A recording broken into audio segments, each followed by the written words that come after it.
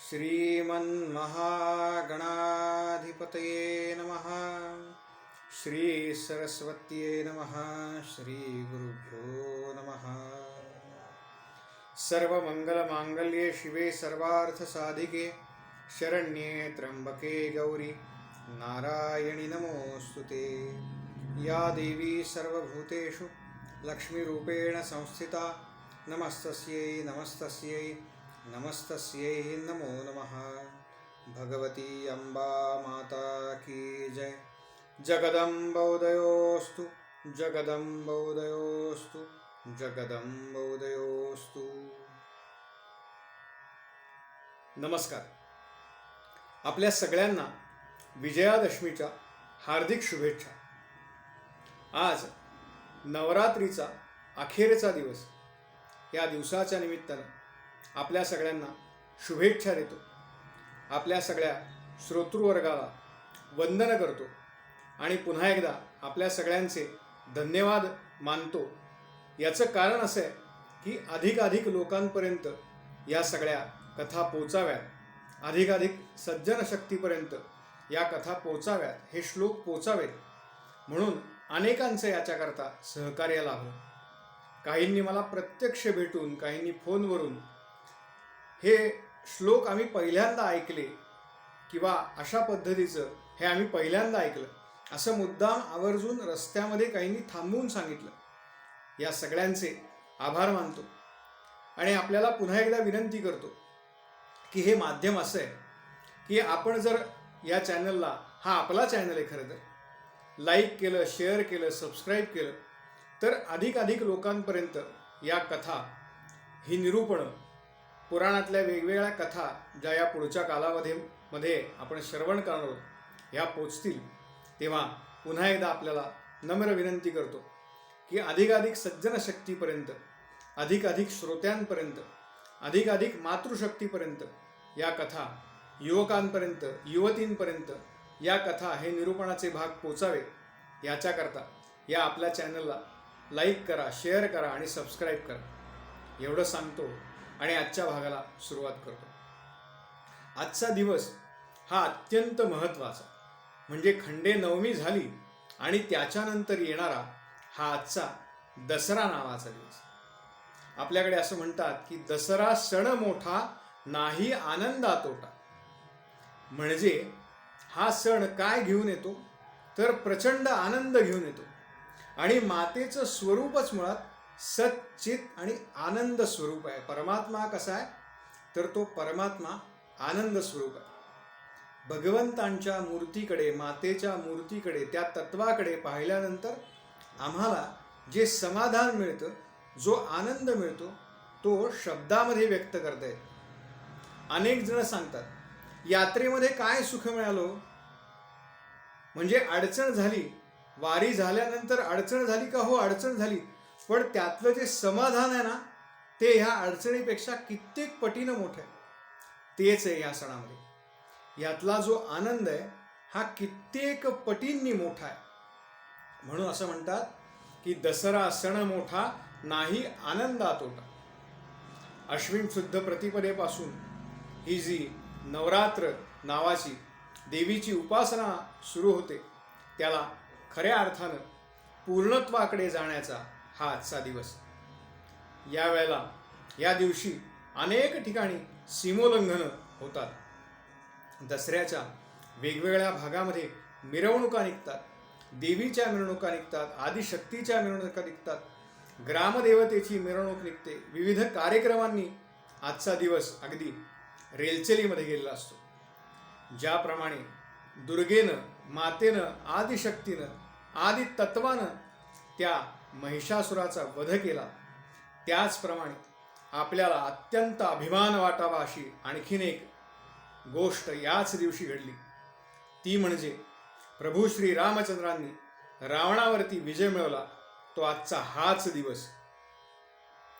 हा विजय केवळ एका देवतत्वानं असुरतत्वावरती मिळवलेला नाही, तर हा विजय अंधारावरती प्रकाशानं, अज्ञानावरती ज्ञानानं,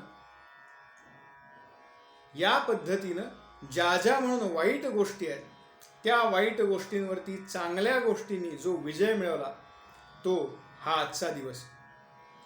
असं म्हणतात की पांडव काळामध्ये जे युद्ध झालं त्या पांडव काळामध्ये पांडवांचा जो सगळा महाभारत नावाचा इतिहास आहे त्याच्यावरती त्यामध्ये पांडवांची सर्व शस्त्र शमी नावाच्या वृक्षावरती पांडवांनी लपवून ठेवली होती आणि त्या शमीचं पूजन त्यांनी या दिवशी केलं आणि सगळी शस्त्र पुन्हा युद्धासाठी म्हणून सज्ज केली. तेव्हा आजचा हा जो श्लोक आहे हा त्या शमी वृक्षाकरता आहे. काय श्लोक आहे बघा. शमी शमयते पापम शमी लोहित कंटका धारिणी अर्जुन बाणानाम. अर्जुनांचे बाण जिनं धारण केले असे ते शमी वृक्ष.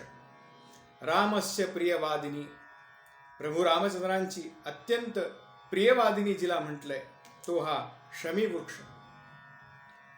करिष्यमाण यात्रायाम यथा कालम सुखम मया तत्र निर्विघ्न कर्तृत्वम भव श्रीराम पूजिते.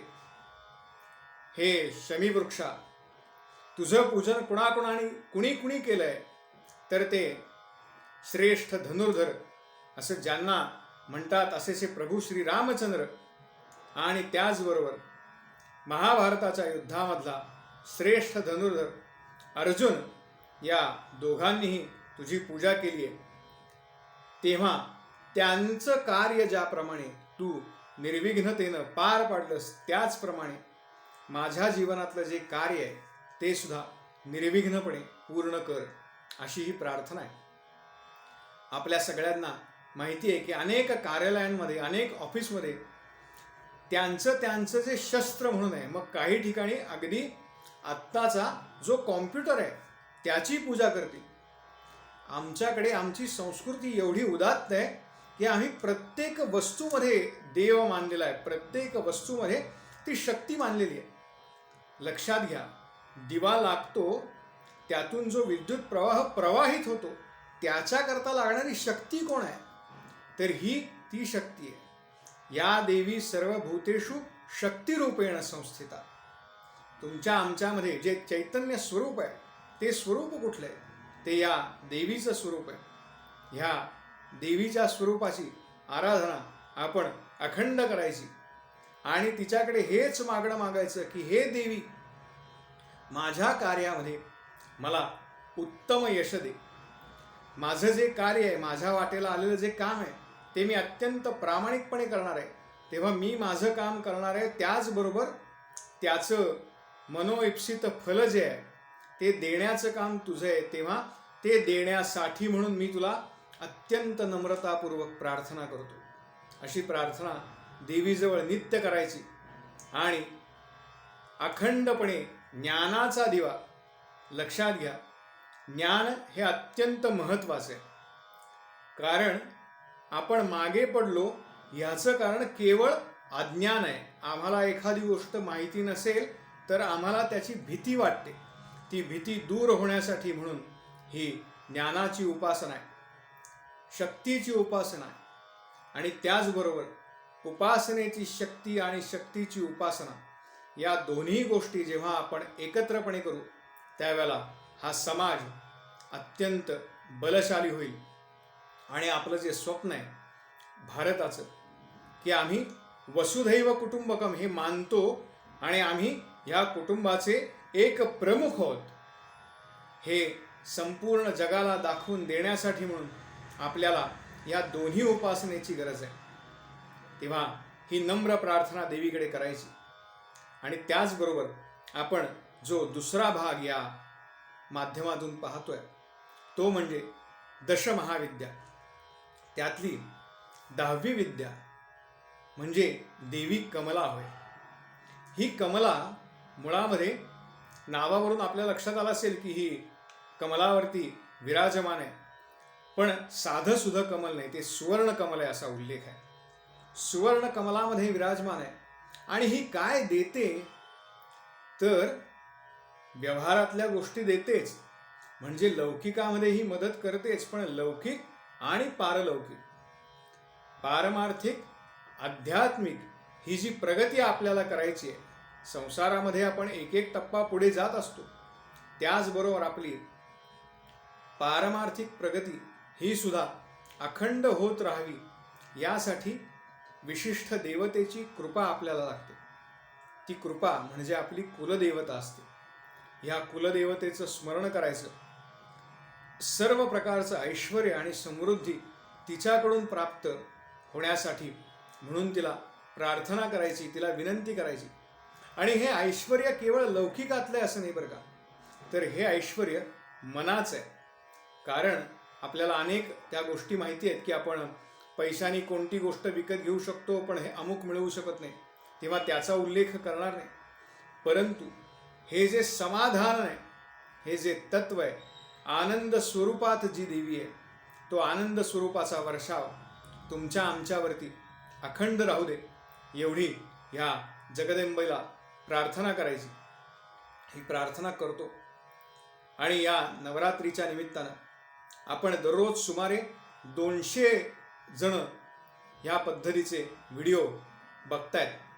खरं तर तुम्ही पाठिंबा दिल्यामुळे हे सगळं मी ह्या रोज हे व्हिडिओ करू शकलो. तेव्हा आपल्या सगळ्यांचे अत्यंत ऋणामध्ये राहणं पसंत करीन, शतशः आभार मानतो. आणि पुन्हा एकदा आपल्याला विनंती करतो की अधिकाधिक सज्जन शक्तीपर्यंत हे पोचावं, म्हणून या आपल्या चॅनलला लाईक करा, शेअर करा, सबस्क्राईब करा. आणि यातून आपण पुढे श्रीमद भागवतातल्या निवडक 50 ते 60 कथा, त्याचबरोबर अध्यात्म रामायण हा जो भाग आहे तो पाहणार आहोत. आणि त्याच्या जोडीनं दिवसाचे जे विशेष आहेत, म्हणजे अमुक एखादी गोष्ट का करावी, आपण दर महिन्याला 2 एकादशी येतात, त्या एकादशींचं महात्म्य काय आहे, एकादशीचा उपवास का करावा, त्यानं काय होतं, अशा पद्धतीच्या ज्या पूर्वी घराघरांमध्ये माहिती असलेल्या गोष्टी होत्या, परंतु आता काळाच्या ओघामध्ये त्या लुप्त झाल्यात, त्या या माध्यमातून श्रवण करणार आहोत. तेव्हा आपल्याला विनंती की अधिकाधिक लोकांपर्यंत या कथा पोचवा. तोपर्यंत जगदंबोदयोस्तु, जगदंबोदयोस्तु, जगदंबोदयोस्तु.